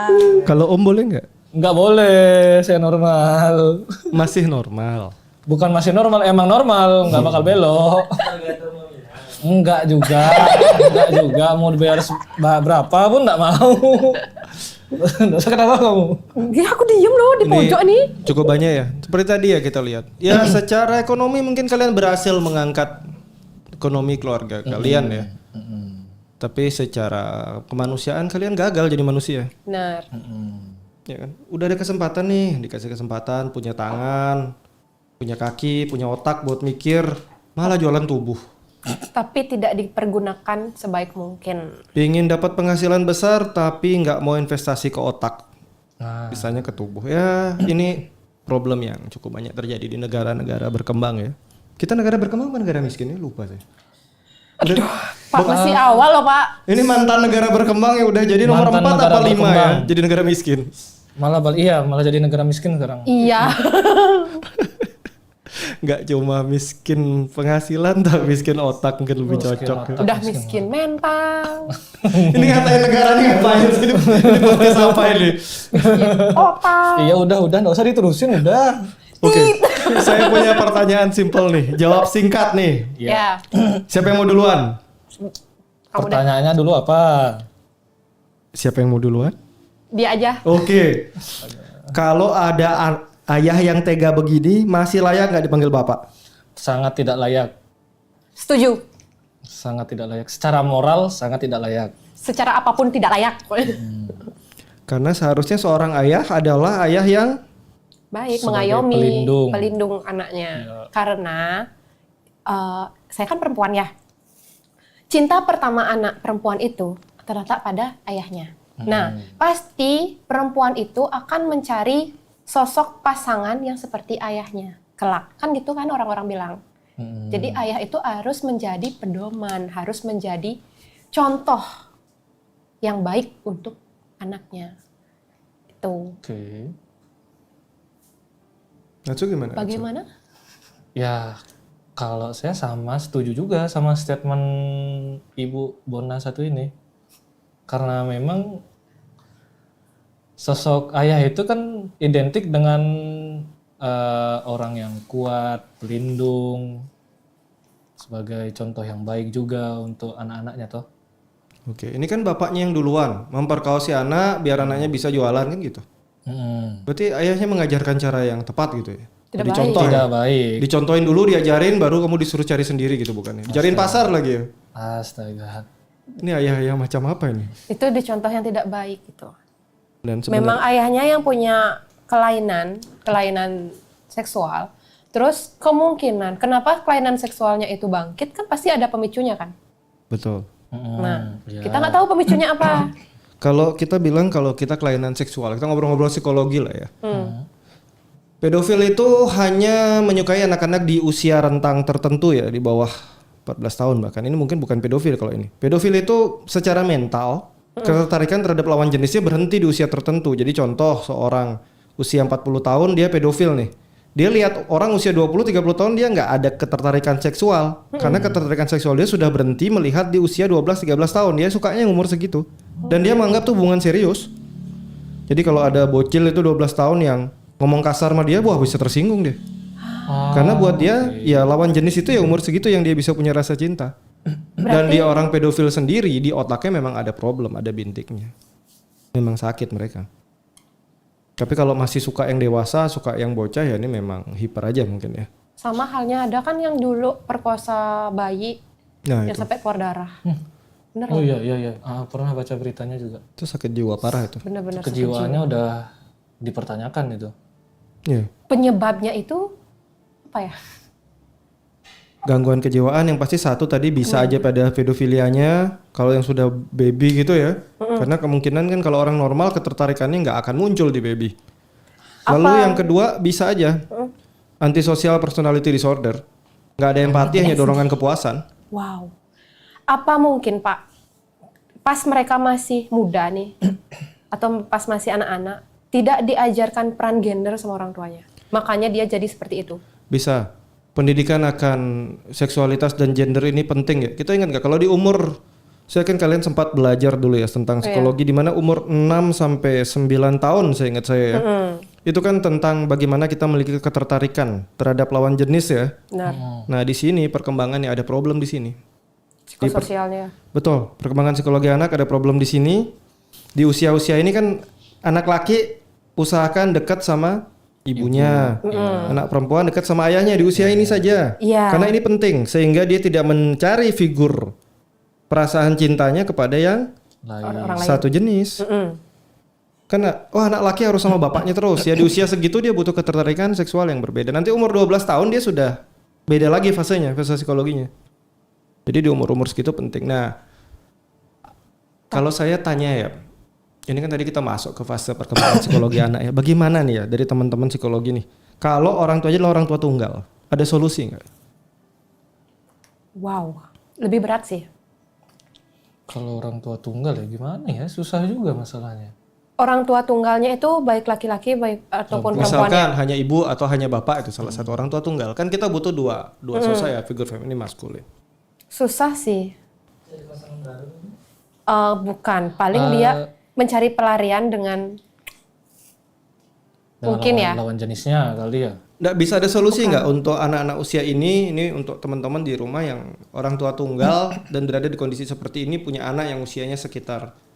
Harus orang tuanya sih perannya penting. Dia harus mengajarkan baik ibu ataupun ayah. Dia harus mengajarkan sih, ini loh dia apa sih? Ini loh lawan jenismu. Ini kalau kamu bersikap sama lawan jenis seperti apa? Pokoknya benar-benar dikasih penataran tentang gender ya, Diberi maupun pengertian laki-laki tentang perempuan dan itu harus punya di orang tua.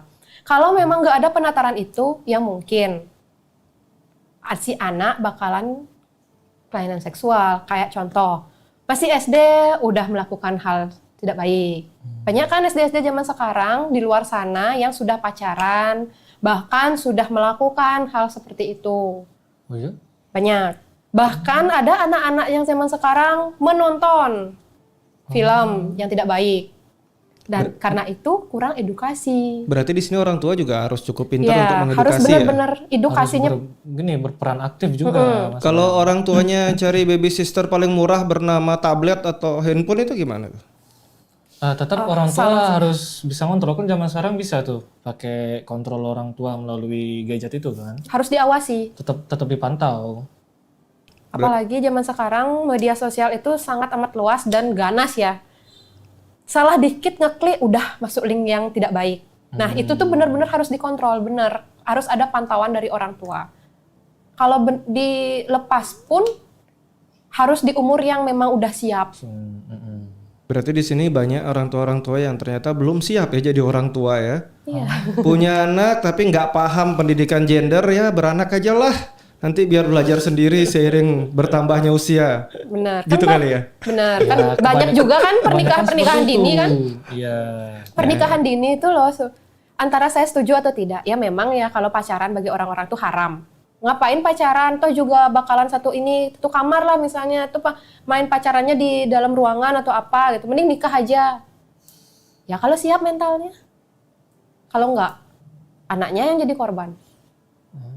Belum siap jadi orang tua, Belum siap. mending jangan punya anak. Siapin mental diri Iya, kamu kan sendiri. banyak itu. Ya kasihan karena kalau nggak kita melahirkan generasi-generasi yang nantinya akan secara mental nggak kuat dan kita salahkan mereka kok anak mentalnya lemah nggak pernah dikasih pemahaman kok kamu orientasi seksualnya jadi nggak benar karena orang tuanya nggak pernah ngajarin. Ya ini banyak ya beredar sekarang anak-anak sekarang kan hasil dari generasi sebelumnya nggak terlalu jauh lah usianya ya. Para orang tua yang nggak siap nikah di mana waktu itu kan sempat booming nih pengen nikah muda kenapa bisa jalan-jalan sama anak umurnya deket paham-paham konyol seperti itu sempat beredar di masyarakat ya. Bener loh. Tidak apa-apa untuk mereka yang memang secara pengetahuan sudah sangat luas nikah muda bisa mendidik anaknya ini nggak ada masalah sama sekali. Finansial juga. Nah, dan masalahnya mereka kan banyak public figure tuh. Dan mereka kebanyakan juga secara finansial juga sudah baik, secara pemahaman harapannya beberapa baik biarpun banyak yang nggak baik juga. Dan ini ditiru oleh masyarakat kita karena mereka wah itu kan bisa saya juga mau seperti itu dong, ikut nikah muda 3 hari cerai. Salah satu kasus yang saya tangani tentang pernikahan ya tercepat itu 3 hari. 3 hari datang ke tempat saya Pak saya mau konseling untuk apa? Perceraian. Sudah berapa lama menikah 3 hari Pak? Luar biasa. Ngapain nikah 3 hari? 3 hari. Kenapa? Karena saya merasa dia nggak bisa mahamin saya. Ada karena saya merasa selama ini dibohongin. Dia nggak jujur. Ada. Cerai, gampang banget keluar kata cerai. Gila. Padahal ya, ini saya punya pertanyaan nih kita jadi meluas yang melebar ya. Tapi pertanyaan ini masih agak nyambung dikit deh sama kisah-kisah yang kayak tadi. Saya tanya sama Bona dulu deh. Mending mana? Mengulang cerita yang sama dengan orang baru atau membuat sebuah cerita baru, membuat sebuah cerita yang tadi pertama mengulang cerita lama dengan orang baru atau membuat cerita baru dengan orang lama? Kok berat ya? Membuat cerita baru, cerita lama. Mengulang cerita mengulang cerita lama dengan orang baru atau membuat cerita baru dengan orang lama. Dengan orang lama. Aduh. Kalau cerita baru dengan orang lama, kalau orang lamanya baik, ya nggak apa-apa. Oh ya juga sih. Berarti kalau ceritanya nggak baik dengan orang baru, Pertanyaannya menjebak sakit ya. hati juga. Menjebak ya pertanyaannya ya. Kalau Mending cerita mana? baru dengan orang baru enak. Kalau cerita lama dengan orang baru, ya kalau ceritanya baik. Kalau ceritanya nggak baik, Enak mana? Pilih mana deh? ya, Cerita baru dengan orang lama atau cerita lama dengan orang baru? Kalau saya sih cerita baru dengan orang lama selama dia mau berubah ya. Iya Selama dia sih, mau mending berubah, itu sih. Belajar dari masa lalu, belajar dari kesalahan masa lalu agar tidak terulang kembali. Tapi nggak mau berubah gimana? Ya ngapain buat cerita dong? Ya nggak usah buat cerita kalau udah kayak gitu mah. Kalau sudah buat cerita baru dengan orang lama, dia sudah siap dengan konsekuensinya dong pastinya. Iya sih. Ini banyak ya terjadi kisah ya. Habis putus cinta segera punya hubungan baru. Yang terjadi apa? Ujung-ujungnya sama. Sama. Itu udah. Problemnya di mana? Diri kita sendiri. Untuk kalian yang mungkin ini kalian harus siap menerima dengan pikiran dan hati terbuka ya. Dalam sebuah hubungan, kalau ada yang selingkuh di hubungan kalian, yang salah kalian dua-duanya. Tidak pernah ada kasus perselingkuhan karena satu sisi yang salah, pasti dua sisi. Satu, si A selingkuh karena si B pasangannya. Si B bilang dia nyelingkuhin aku, salahnya dia. Enggak juga, kamu pasti melakukan sesuatu yang buat dia akhirnya selingkuh. Tapi saya sabar kok, nggak pernah selingkuh, tapi tidak pernah membuat pasangan merasa dicintai, nggak pernah menghargai cerita-cerita kecil seperti ini. Komunikasi. Benar sih. Jadi sebuah kasus perselingkuhan terjadi di sebuah hubungan, salah kedua-duanya, nggak ada yang satu. Tapi memang udah tabiatnya Pak, karakternya. Kalau nggak kalian picu nggak keluar. Kan apalagi yang nikahnya nggak dijodohin, kalian yang pilih sendiri kok. Iya juga ya. Kalau udah tahu dia suka selingkuh dari awal, ya nggak usah nikah lah. Have fun aja kali. Berarti Bener juga ya. ada nggak istilah buaya tobat? Manusia itu makhluk yang sangat dinamis ya, alias berubah terus gitu. Saat orang yang jahat gitu atau nggak bener berubah jadi bener, ya dia belajar pemahaman. Yang awalnya bener jadi nggak bener juga belajar pemahaman. Pemahamannya selalu ada. Perubahan itu selalu mungkin. Kan nikah itu hal yang nggak ada garansinya. Benar sih. Iya, seumur hidup. Mau nikah sama siapa aja nggak ada garansinya. Karena itu ya kalau kalian masih bisa perbaiki, ya buatlah cerita baru dengan orang lama. Kalau orangnya mau berubah. Berubah. Kalau tidak, Kalau orang nggak mau berubah, silahkan perbaiki diri kalian dulu sehingga nanti saat punya saat punya orang baru, bikin cerita baru, bukan lagu lama. benar. Kalau kalian putus cinta, nikmatin sakitnya, nggak usah cepet-cepet cari ganti. Karena kenapa? Percuma nanti sakit lagi. Karena kan anak zaman sekarang itu pelampiasan, Pak. Nah ini kalau anak zaman sekarang kita bilang pelampiasan, ini salahnya siapa lagi nih? Kita. Salah kita lagi dong. Anak-anak zaman sekarang itu kan hasil dari didikan kalian. Generasi kalian yang melahirkan anak zaman sekarang kan. Mungkin di zaman kalian pendidikan mentalnya agak salah nih. Gimana nih? Psikolog-psikolog muda harus diperbaiki nih caranya nih. Aduh. Oke, No komen. kita kembali nih. Dari cerita tadi ya, perkosaan dilakukan sama ayah sendiri. Agak hebat ya. Ada beberapa hal yang mungkin menyebabkan ini terjadi. Bisa juga tentang tekanan ekonomi tadi ya. Benar. Ini banyak berkembang loh di tempat kita dan masih benar-benar Terbelakang. banyak. Demi motif ekonomi segala cara yang sempat kita angkat kapan hari topik keluarga saya, orang tuanya sakit masuk rumah sakit, mencuri di negara asing bawa nama negara kita. Itu bikin malu sendiri. Ya ini yang tadi saya bilang tuh sering saya sampaikan, pendidikan PPKN-nya gagal. Karena kepentingan pribadi masih di atas kepentingan negara. Oke. Kelainan seksual juga. Kelainan seksual. Ya harapannya kan masyarakat kita makin maju ya. Maju ini kan bukan berarti punya rumah, punya mobil. Tapi pola berpikir. Ini yang maju.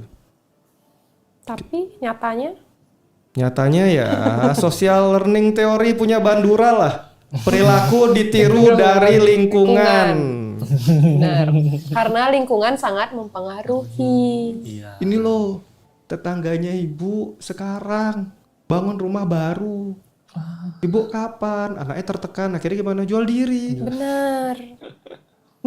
Untung jual diri. Kalau jual organ. Nah, salahnya siapa? Orang orang tua. Karena orang tua terlalu menuntut. Benar. Kejam sekali kalian. Ya itu kan kasus yang Bapak bilang kan orang tuanya menuntut tuh. Banyak ya. Menuntut secara halus. Ini ya, kalau kalian memberikan hukuman kepada anak atau orang terdekat atau pasangan dengan cara membuat mereka merasa bersalah. Hati-hati ya, itu cara yang lebih jahat daripada kalian marah. Membuat orang merasa guilty atau bersalah, kalian melukai mentalnya. Itu udah masuk toxic loh. Ya, dan Udah jangan nggak lakukan baik itu banget ya. Itu benar-benar kejam. Karena kalian akan membentuk pasangan kalian jadi sosok yang suatu saat akan membalas kalian lebih kejam. Benar. Oke, kita masuk kembali ke topik kita ya. Tadi ada beberapa faktor ekonomi, ini bisa jadi tekanan atau bisa jadi pemicunya ya. Tapi sekali lagi tekanan ekonomi yang sampai menyebabkan kalian menjual anak kalian, menjual diri kalian, hati-hati. Bukan hanya tekanan ekonomi. Tapi di sini ada faktor berarti mungkin ada sesuatu yang kurang tepat dalam pikiran kalian. Ya. Mentalnya. Kelainan Mentalnya seksual. bermasalah dan sebaiknya Benar sih ya semuanya. Yang seperti ini ya perbaiki diri dulu lah, jangan cepat-cepat pingin nikah, pingin kaya, cari pasangan kaya, biar hidup keluarga enak. Ini pola-pola pikir terbelakang banget ya, jangan diteruskan lah kalau bisa. Nggak ada yang namanya lomba nikah ya? Nggak ada yang namanya lomba nikah. Jangan jadikan pernikahan sebuah pelarian. Tapi bukan berarti membuat kita jadi takut nikah loh ya. Di banyak negara maju sekarang orang memilih untuk tidak menikah. Kenapa? Ngejar impian, cita-cita. Kalau nikah ribet, punya hubungan susah. Tapi benar loh Pak, anak-anak yang kelahiran 90-an malah pada takut nikah. Sedangkan anak-anak yang kelahiran 2000, mereka berlomba-lomba untuk menikah. Ini dia. Nah, ya. Oh iya? Karena kan kembali ke didikan sama peran gender itu. Anak-anak zaman sekarang pacaran dikit udah langsung nikah. Buat apa pacaran? Mending langsung nikah aja. Ternyata besoknya cerai. Nggak nanya kamu, saya udah nggak usah jawab. Kan bawa kelahiran 2000. Kan sebagian besar. Kan tidak semua. Kan tidak semua, Pak Bapak. produser, Pak sutradara, tidak semua dong. Nah, ini udah nikah. Ya, belum nikah. Kan tidak semua juga pemikirannya kayak gitu. Sabar, Pak, sabar. Iya ya. Baru sekali, bukan baru sekali. Baru sekali, ingat catat ya. Astagfirullahaladzim. Di bawah ini terdaftar. Ya karena mengalaminya kan memang baru sekali gitu. Terus gimana? Berarti akan. Kalau banyak Nggak tahu. prinsip kayak ini ya tadi ya, yang orang ini tadi kan anaknya mungkin digilir atau dijual sama dia, saya nggak tahu, tapi peribahasa zaman dulu banyak anak banyak rezeki, bener nih. Dagangan makin banyak kalau anaknya banyak gitu Oh kali ya. iya ya. Itu masuk ke penyalahgunaan kekuasaan dong dia. Semakin Iya banyak juga. iya kan semakin Iya anak. juga. Jadi anaknya tuh dijual kayak dia penghasil nih. Wah, saya menghasilkan anak ini. Bisa nih dijual satu-satu ini di lapangan kayak ini. What the? Berarti kalau orang tua yang anaknya sampai harus merantau jauh untuk cari kerja atau bekerja, bahkan sampai membuat tindakan-tindakan yang melanggar norma gitu ya. Jual temannya, jual diri, untuk orang tua itu juga sama ya benernya kelakuannya sama si bapak ini. Tuntutan, Pak. Benar. Iya. Itu dibenarkan atau tidak sebenarnya? Benar. Karena makanya kan sampai keluar ke generasi sandwich kan. Nah, nih. Masuk kan? Karena banyak tuntutan. Orang tua yang menuntut anaknya. Cara pikir seperti ini dilestarikan atau dieliminasi sebaiknya? Dieliminasi, Pak. Harapan saya nonton podcast ini eliminasi ya, jangan diteruskan. Kalau sudah terjebak keluar, Benar. Iya. kalau sudah terjebak keluar, Buat jangan apa? diteruskan, perbaiki. Buat apa bertahan di lingkungan seperti itu? Kita masuk ke sesi ini lebih jauh ya tentang tadi ya, lucu ya. Ketika keluarga tahu, malah laporannya ditolak, katanya malu sama tetangga lebih penting daripada anak yang jadi korban. Jadi sebenarnya yang mereka lindungi itu nama baik keluarga atau jiwa anaknya? Nama baik keluarga. Nama baik keluarga. Jiwa Apakah nama anaknya. baik keluarga di atas jiwa anak? Bagi mereka Bagi iya. mereka mungkin. Iya. Apakah mereka termasuk orang-orang sakit jiwa? Benar. Iya. Iya loh. Jadi untuk Sedangkan kalian yang mental anak nonton jadi ingat korban. ya, kalau demi rasa malu terhadap keluarga kalian korbanin anak-anak kalian, mungkin kalian sakit jiwa. Ya hal ini dah, mereka lebih mementingkan harga dirinya di luar ketimbang buah cintanya. Nah ini ya. Ada sebuah teori yang memang memperkuat kondisi ini ya, Bystander effect ya. Makin banyak yang tahu, makin sedikit yang bertindak. Jadi ya kalau nggak terlangsung nyenggol kita ya mending nggak usah ikut-ikut, kan seperti itu ya. Terus kemudian kolektif sim ya tentang budaya malu, kan kita orang timur yang pemalu. Tapi nyatanya malu-maluin. Nah. Korban ditekan demi reputasi keluarga. Luar biasa. Seberapa mentalnya hancur itu anak. Berapa hancur mentalnya. Yang penting kan nama baik keluarga terjaga.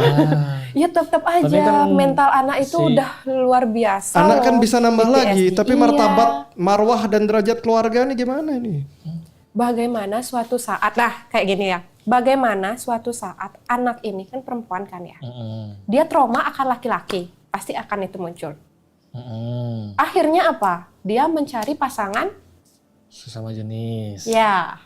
Ya. Karena dia udah merasakan gimana sakit hatinya dengan laki-laki. Berarti salahnya siapa nih? Salah orang tuanya lagi. Kalau tadi udah jelas orang tua salah tuh, memang penjahat itu. Ya, kalau untuk kasus ini orang tua salah ini ya. Karena Salah orang tuanya juga besar loh. menjadi pelaku. Nah tapi orang tuanya bisa sampai setega dan sejahat itu, salahnya siapa? Dan kakeknya karena menciptakan orang tua tit. Kejiwaannya salah itu, kejiwaannya itu. Ada sebuah kondisi di mana masyarakat kita terbiasa bungkam terhadap kekerasan seksual. Para korban nggak mau melapor karena malu. Ini banyak ya. Dulu saat saya masih banyak menangani problem-problem kekerasan seksual di daerah-daerah kecil ya, di dunia manusia ya. Dunia manusia. Para korban banyak yang bungkam. Kenapa? Takut. Karena pelakunya siapa? Orang-orang yang disegani oleh masyarakat. Orang-orang yang jadi panutan. Wow. Orang-orang yang katanya suci. Aduh, Dari neraka tingkat 13 Alif. aduh bahasanya. Pak, saya tidak paham dan saya tidak tahu, mohon maaf. Aduh, saya Tring. tahu lagi banyak. Sutradara nanti tring gituin ya. Banyak ya, Di sini banyak aja. ya. Jadi kembali Saya ya, kita harus banyak berpikir lagi baca. secara logis dan bernalar. Dalam artian ya, di negara kita banyak pelanggaran seperti ini dan jangan dibiasain. Jangan dianggap normal, ini nggak normal. Pelanggaran seperti ini jangan diterima. Tapi diperjuangkan biar selesai. Karena kasihan. Generasi muda kita, anak-anak kita sudah tahu di sana bermasalah demi sebuah status sosial dan sebagainya dikirim ke tempat-tempat yang menghasilkan anak-anak korban perkosaan. Mari kita hindari ya. Kita lanjut deh. Anak yang mengalami kondisi tadi ya, digilir 7 sampai 14 orang bertahun-tahun. Secara psikologi kira-kira gimana nih? Udah rusak parah. Pasti sakit psikologi. Pelakunya ayah kandung sendiri. PTSD dia kena loh. Udah pasti itu. Potensi Tapi berat kita PTSD. nggak tahu ya, harus kita cek juga kan gimana mentalnya dia. Kira-kira korban seperti ini ada harapan untuk pulih nggak sih? Kemungkinan ada. Minim lah. Iya, kemungkinan ada, walaupun kecil tapi ada. Kalau kalian menemukan korban seperti ini, apa yang akan kalian lakukan pertama kalinya? Saya obatin, saya edukasi. Memberikan rasa cinta? Bukan cinta itu ya. Enggak dong. Wow, sutradaranya parah ya. Enggak dong. Wow. Enggak dong. Kan kita mau sembuhin biar mentalnya nggak tambah rusak. Ya balik. Kita Langkah kan apa yang kita hanya psikolog. Yang punya kekuasaan itu adalah psikiater dan tenaga-tenaga profesional lainnya. Ranah kita hanya di solusi dan memberikan mereka edukasi lah. Tapi untuk program psikologinya kan teman-teman psikolog yang lebih menguasai daripada teman-teman psikiater. Mungkin secara biologisnya iya, tapi cara psikologinya, langkah apa yang teman-teman ambil biasanya? Kalau menangani korban seperti ini yang sudah secara mental hancur banget, bahkan mungkin PTSD, depresi berat, kemungkinan punya ide bunuh diri. Pendekatan sih dulu. Kita harus membangun pendekatan dan pendekatan itu sangat tidak amat mudah. Mungkin sampai berbulan-bulan dengan case yang ini. Kan mereka punya support system yang hancur banget tuh, di mana keluarganya lebih mending ngorbanin anaknya. Ya kita tarik dulu lah. Kita ajak untuk tinggal di mana. Mungkin sama kita atau nggak mau direhab atau segimana. Isolasi lingkungan perlu nggak? Keluarkan dari lingkungan mereka. Dikeluarkan perlu. Kita Lingkungan seperti ajak itu. dia, kita ambil, kita ajak, mungkin yang lingkungan lebih mendukung dia. Nanti kan kita pelan-pelan mencoba pendekatan dulu. Habis itu kalau memang dia benar-benar siap untuk menceritakan semua, baru kita ajak untuk ngobrol segala macam. Nah, iya, Langkah penting. apa yang perlu itu kita nanti. Nah, ini yang paling penting ya, kalau kalian kenal orang-orang seperti ini yang mengalami kondisi ini, segera bantu dengan hubungi profesional ya. Karena Iya. kenapa?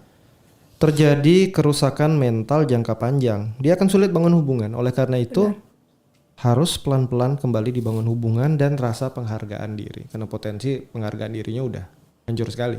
Mungkin anxiety parah, dia kecemasannya udah tinggi. Belum lagi kan nanti kepercayaannya terhadap laki-laki mungkin akan tidak ada. Nah, ini Kita belum tahu kan. kita harus masih analisa lagi ya. Oke, berarti ini kalau lingkungan keluarga yang seperti ini yang tadinya kita awal ya, keluarga milih malu nih, berarti keluarganya anaknya diapain nih? Hukum apa aja. Berarti bukan cuma pelaku ya, itu keluarga mungkin perlu diberi efek jerah ya, keluarga seperti ini ya. Kalau ada, ini contoh nih, kita keluar out of topic dikit ya, ada anak yang jual diri demi keluarga, yang harus dihukum siapa? Pemikiran si anaknya yang harus dihukum, Mbak. Tapi tuntutan ekonomi keluarga keras loh, biarpun nggak secara langsung. Tetap aja balik ke keluarga.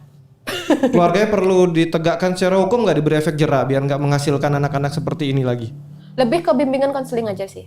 Kalau keluarganya merasa nggak salah, kan dia yang mau berjuang untuk orang tua. Anak kan harus berbakti sama orang tua dengan cara apapun. Nah ini dah generasi sandwich generation. Kita pernah angkat topik ini ya. Bahkan beberapa anak yang waktu itu sempat ngobrol sama saya, mereka menyatakan dengan keras loh, saya nggak minta dilahirkan. Saya nggak perlu berbakti sama orang tua saya. Yang berbakti itu orang tua sama saya karena mereka yang ngelahirin saya. Tapi itu salah juga. Salahnya di mana? Ya memang ya sih. Ya memang sih si anak nggak akan, maksudnya nggak minta dilahirkan di keluarga ini. Tapi gimana? Itu kan kemendak di atas. Kita nggak tahu loh. Kembali kalau bukan salah dilahirkan, tapi salah didikannya. Orang tua berbakti pada anak, kewajiban atau hak? Kewajiban. Anak berbakti pada orang tua, kewajiban atau hak? Kewajiban. Kewajiban juga. Kenapa? Ini karena hak itu milik kita pribadi loh. Kalau kewajiban? Kalau kewajibannya bersama. Anak harus berbakti sama orang tua, wajib. Ya wajib. Kenapa? Karena kan itu adalah orang yang melahirkan kita, itu kan wajib. Kalau hak itu, ini kalau emang orang tuanya tidak baik, ya buat apa?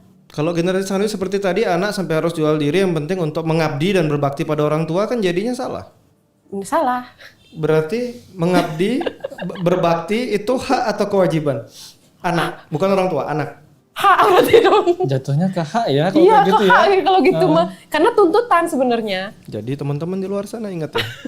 Ingat, podcast ini belum tentu benar. Tapi coba renungkan, pikirkan. Kalau kalian memaksa anak kalian berbakti, itu hak anak-anak kalian. Anak-anak kalian punya hak, boleh berbakti, boleh tidak. Kalian nggak bisa paksa. Kenapa? Mereka harus berbakti pada anak-anak mereka nantinya, bukan pada kalian. Karena mereka punya tanggung jawab sama anak-anak mereka. Jika tidak diputus polanya seperti ini, generasi sandwich nggak akan ada habis. Anak-anak yang harus korban segala hal demi orang tua. Anak-anak yang kehilangan keluarga kecil mereka demi keluarga besar yang nggak pernah bahagia. Coba ya, bisa nggak sih bahagiain orang yang selalu milih nggak bahagia? Nggak bisa. Nggak bisa. Nasib generasi sandwich berusaha membahagiakan keluarga yang seringkali memilih nggak bahagia dan menggerutu. Bahkan menuntut. Mau jadi apa mereka? Kapan mereka punya keluarga dan kehidupan? Nah, ini direnungkan aja. Kita kembali ke topik kita. Ya, dari kasus ini kan kita belajar ya, orang tua bisa berubah jadi iblis gitu ya. Kalau seperti ini, tanggung jawab melindungi anak bukan hanya tugas keluarga, tapi udah jadi tugas kita semua. Benar. Jadi, kalau kita melihat anak-anak di luar sana yang membutuhkan pertolongan, jangan pernah takut untuk mengabari pihak-pihak yang terkait yang bisa membantu mereka. Karena di luar sana hal-hal seperti ini masih sangat banyak ya.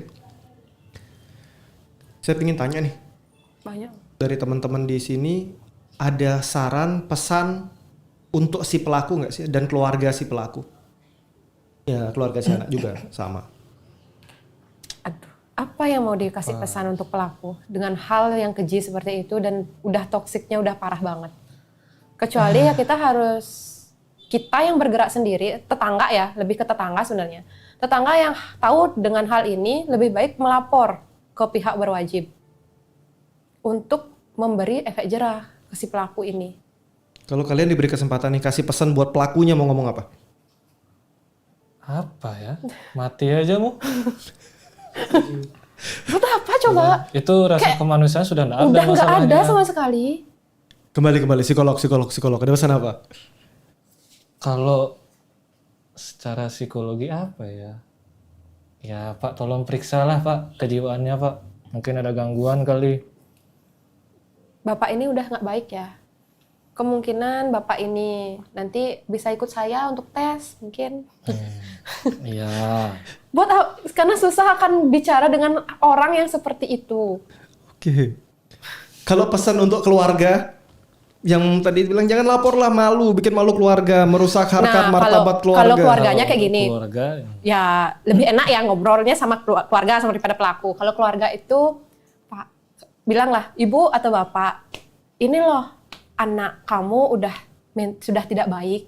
Ini kalau kayak gini, kamu lihat loh ke depannya si anak ini bakalan kayak gimana. ini adalah aset kalian, kebanggaan kalian suatu saat nanti. Kalau kalian masih mementingkan harga diri kalian, ini si anak akan jadi apa? Kalau si anak juga tidak baik, ya bakalan sama aja menghancurkan nama baik kalian. Sama sebenarnya. Jadi mending selamatkan anak kalian daripada harga diri kalian. Ya kan? Kalau pesan buat si anak yang jadi korban? Kalau si anak lebih ke melapor sih ke Komnas HAM. Kamu harus berani speak up. Kan masih 14 tahun, gimana cara lapornya? Kalau 14 tahun lo udah dewasa sih, maksudnya udah remaja ya. Mungkin lebih ke arah berani speak up gitu kali. Iya, berani speak up ngobrol, aja. ngomong aja. Kalau enggak, kalau keluarganya memang tidak baik, ya carilah tetangga yang memang benar-benar nih dipercaya. Kan nggak mungkin dia hidup kayak di hutan kan sendiri. Nggak mungkin kan? Pasti ada tetangga-tetangga lain yang memang walaupun nggak punya power, tapi mungkin membantu si anak. Carilah dia, orang terdekat, ngobrol. Bilang bahwa ini loh saya kayak gini, tolong bantu saya. Kalau enggak, dia sendiri aja ke kantor polisi. Harus berani speak Harus up. berani. Harus bicara ya. Harus berani. Kalau kita nggak berani, nggak akan bisa. Nah nih, dengar ya. Kembali lagi ya, podcast ini sekali lagi bukan 100% benar, tapi harapannya kita bisa lihat dari banyak sisi ya. Untuk para pelaku ya, terutama ayah ini ya. Ya selamatlah, kamu sudah berhasil merobek makna kata orang tua ya. Hebat sekali. Kalian udah jadi iblis yang bersembunyi di balik alasan ekonomi, kilaf, setan menggoda. Omong-omong kosong itu sudah kalian lakukan dengan sangat baik. Kalian sukses merusak kata ayah yang udah susah-susah ditulis mungkin di buku panduan anak ya. Ayah adalah orang melindungi, mengayomi. Kalian udah mencoret itu semua. Dan untuk keluarga ya, ingat yang harusnya kalian lindungi itu bukan nama baik, tapi anak yang hidupnya dihancurkan. Malu itu bukan ketika tetangga tahu. Malu itu ketika kalian diam dan tidak berbuat apa-apa. Tindakan kalian tuh sama busuknya dengan si ayah tadi, nggak beda banyak. Kalian mungkin ya karena satu keluarga lah mirip-mirip ya. Dan untuk korban, untuk kamu yang mengalami kondisi seperti ini, ingat ini bukan salah kamu. Lukanya memang dalam, memang sakit rasanya. Tapi percayalah, kamu masih bisa bangkit, kamu masih bisa pulih. Selalu ada kesempatan kedua. Kehidupan masih sangat panjang. Benar. Masih banyak hal-hal baik yang menanti kamu di depan selama kamu mau melangkah. Dan seperti yang disampaikan tadi, berani speak up, bicara, support system pasti datang. Pasti. Di sekeliling kalian, di lingkungan gak baik itu pasti ada orang-orang baik yang pasti akan mendengar cerita kalian. Karena jika tidak, cerita kalian juga gak akan sampai di podcast ini. Benar. Siap. Ya. Ingat, podcast ini bukan cerita kriminal. Ini sebuah peringatan alarm kelas ya. Kalau orang tua aja bisa berubah jadi iblis, maka tanggung jawab menjaga anak-anak ada di kita semua. Saling bantu semua, saling support. Semoga podcast ini membawa hal yang positif, sudut pandang positif, dan jadi alarm kita untuk saling jaga. Terima kasih semua, kita akan jumpa di segmen-segmen yang lain dan sesi yang lain. Bye-bye. Bye. Bye.